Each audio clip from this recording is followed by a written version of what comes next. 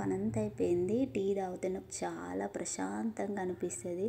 ఊరి బాబు పల్లెటూరులో ఏం ఛాయనే లోటెడ్ తాగుతావు, ఎన్నిసార్లు తాగుతావు అని మస్తు పీస్ మొగాలు ఉంటారు. నేను తాగేది చిన్న గ్లాస్ మాత్రమే. ఒక ఛాయ్ కావాలంటే చాలు వాళ్ళ ఫేస్లో ఏదో కోల్పోయినట్టు ఫీల్ అవుతారు. ఛాయ్ తాగితేనే ఎంతో ఖర్చు అయినట్టు చేస్తారు, కానీ పోయేటప్పుడు ఏం కొనపోతాం రా బాబు అనిపిస్తుంది. ఒక 10 రూపాయల పాల ప్యాకెట్కి నేను 2 సార్లు చేసుకుంటా. కానీ వాళ్ళు నా 4-5 మెంబర్స్కి పెడితే నాకేమో నచ్చదు. అట్లా వాళ్ళు నన్ను టీ లోటెడ్ తాగుతుంది అంటారు, కానీ లోటెడ్ ఎప్పుడు తాగను. చిన్న గ్లాసులో మాత్రమే తాగుతా. ఏమో అసలు పోయే కొంతమంది చాలా పీస్తనం చేస్తారు తినే కాడ, కానీ అది అట్లా నాకు అస్సలు నచ్చదు. బ్రతికున్నప్పుడే కదా ఏందో లైఫ్. అసలు నన్ను అందరూ నెగిటివ్గా అర్థం చేసుకునే వాళ్ళే ఉంటారు, మంచి చేసినా చెడు వెతికే వాళ్ళే ఉంటారు. ఏందో ఏమో అర్థం కాదు. కానీ ఇక్కడ ఉన్న మంచిగా సిటీలో మంచిగా పిల్లలు పట్టుకొని ఖాళీగా ఉంటే ప్రశాంతంగా ఉంటాం. బట్ మనీ పరంగా కావాలంటే కష్టపడాలనిపిస్తుంది. కానీ ఏం చేద్దాం చెప్పండి. పిల్లలేమో ఎవరు చూసుకుంటారు, ఒక 1/2 అవర్ చూసుకుంటారు. వీళ్ళంటే తెలియని వాళ్ళు, ఎంత పరిచయం ఉన్నా కూడా పరాయి వాళ్ళే, మన వాళ్ళే పరాయి వాళ్ళు అవుతున్నారు. పరాయి వాళ్ళు ఎట్లా చూసుకుంటారు పిల్లల్ని. సో అందుకే నేను వాళ్ళ దగ్గర ఎప్పుడు వదిలేయను. ఏ పనికైనా నా 2 పిల్లల్ని అయితే తీసుకొని అయితే బయటికి వెళ్ళి ఆ పని పూర్తి చేసుకుంటా అన్నమాట. అస్సలు ఎవ్వరికి ఇయ్యను. అయినా నా పిల్లలు నాకు ముద్దవుతారు. ఎంత వదిలేద్దామన్నా కూడా ధైర్యం రాదు. అనుకున్న వాళ్ళ దగ్గర వదిలేసినా కూడా నాకు అస్సలు ధైర్యం రాదు. నా పిల్లలు నా దగ్గరనే, నా ముందే ఉండాలనిపిస్తుంది. ఎవరికైనా అనిపిస్తుంది అనుకోండి, నాకైతే అస్సలు ఒక్క నిమిషం కూడా వదిలిపెట్టాలనిపించదు. వీళ్ళేమో అందరి దగ్గరికి వెళ్తారు. సరే వెళ్ళు అని ఆఫ్టర్నూన్ దాకా ఉంచుతా, టీవీ చూస్తారు. కానీ మళ్ళీ రావాలంటే వాళ్ళకు రారు. పిలిస్తే అక్కడనే ఉంటా, అన్నే తింటా అనే రకాలు మా పిల్లలు. సో అందుకే ఎప్పుడు వేరే వాళ్ళకు దగ్గరికి అలవాటు అవుతారో అని దాదాపు ఏదో రకంగా ఇంట్లో ఉంచడానికి అయితే ట్రై చేస్తాను. నేను నా దగ్గరనే ఉంచుకోవడానికి అయితే ట్రై చేస్తాను. అట్లుంటుంది నా ఈగో. ఇంతకీ ఏం చేస్తున్నారో మీరు? నేనైతే ఇప్పుడు అల్లం వెల్లుల్లి అయితే తీసుకున్నా. ఇక్కడ 10 రూపాయలకి ఒక 4-5 గడ్డలు అల్లం ప్యాక్ చేసి ఇస్తారు. అట్లా 2 ప్యాకెట్లు తీసుకుంటా. అల్లం వెల్లుల్లి ఏమో 20 రూపీస్కి ఒక ప్యాక్ చేసి ఇస్తారు. అందులో 5-6 వెల్లుల్లి గడ్డలు మంచి ఫ్రెష్ ఉంటాయి.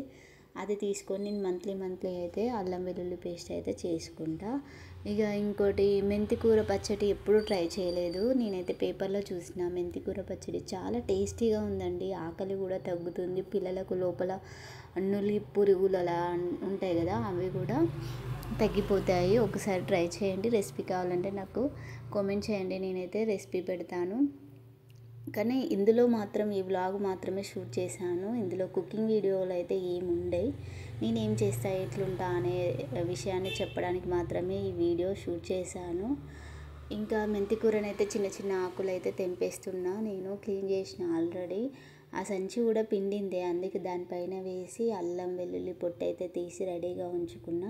ఇట్లా మంత్లీ చేసుకుంటే కర్రీలో ఏమున్నా లేకున్నా, కరివేపాకు కొత్తిమీర అలాంటివి ఏమున్నా లేకున్నా కూడా టేస్ట్, ఏ కర్రీ వండుకున్నా టేస్ట్ చాలా బాగుంటుంది అన్నమాట.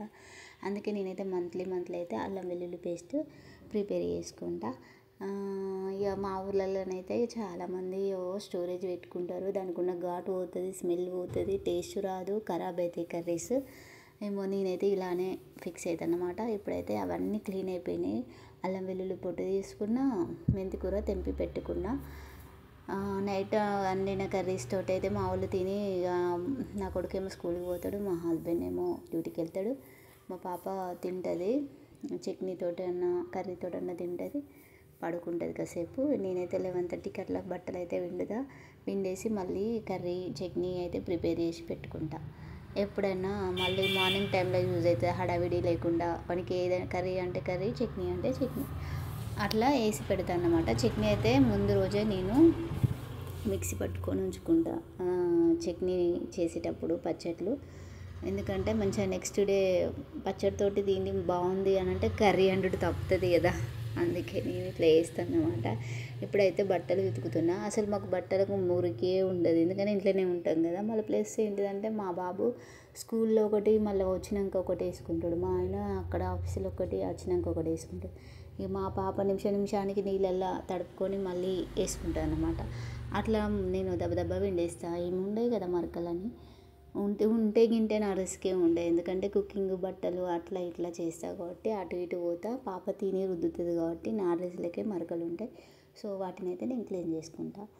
ఇంకా నా వీడియో చూసిన వాళ్ళందరూ thank you so much and support చేయండి. ఇప్పుడు నేనైతే 8 months అవుతుంది యూట్యూబ్ స్టార్ట్ చేసి.